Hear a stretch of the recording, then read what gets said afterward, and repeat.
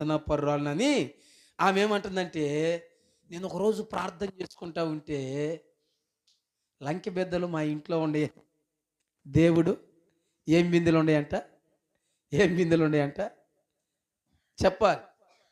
లంకె బిందెలు ఉన్నాయని చెప్పాడంట దేవుడు. ఆమె నన్ను అడగట్లేదు, దేవుణ్ణి అడగట్లా. ఏందయ్యా అంటే, నీకేమన్నా దేవుడు చూపిస్తాడేమో ప్రార్థన చేయంటుంది. లంకె బిందెలో ఇప్పుడు నేను తవ్వుతాను పాస్టర్ గారు, మాకున్న అప్పులకి అది రాకపోతే. ఇంకొక మాట కూడా చెప్పింది.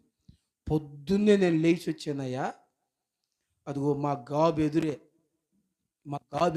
తల తల తల తలలాడతా ఒక బంగారపు ఇక్కడ ఉండాదే మేము తీసి అక్కడ పెట్టినట్టు తళుక్కుమని మెరిసింది పాస్టర్ గారు.